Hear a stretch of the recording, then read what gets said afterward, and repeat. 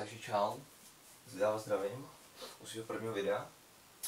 Takže, co dneska budeme dělat? Dneska si ukážeme, jak připravit nějakou lehkou snídani plus oběd se svačinou. Takže, začneme takhle. Já jsem si tady připravil zhruba 75 gramů pohanky.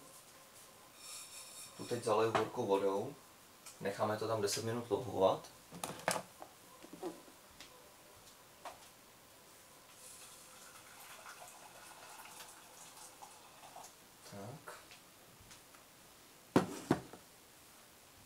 Tak, už jsme si zalili, tak dobrý.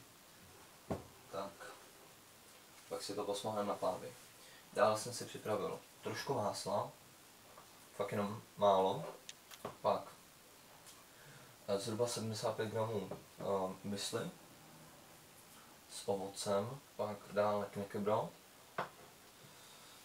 vlašské ořechy, 3 mrkve, dvě rajčata, sklenici mléka, zhruba 150 gramů lososa, zeleninu mraženou, hrášek a nějaké plátky sýra.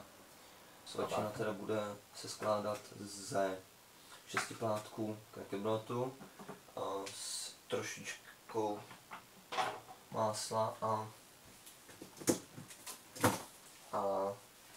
samozřejmě se sýrem. Tady bychom měli teda ty rajčata, tak to bychom měli. Tak to máme takhle. Tak.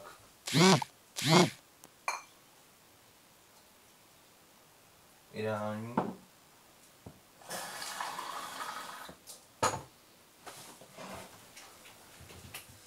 Tak, teď si tady rozehřu lánev. Dám si na to se zeleninu s tím lososem. Tak jsem zpátky. To mám hotový. Losos se zeleninou. Trošku jsem to vylepšil česnekem. Tak, teď si tady dělám tu pohanku. Tak, nám se tady uvolnil hrnec, takže my si tady nasypeme ten hráček.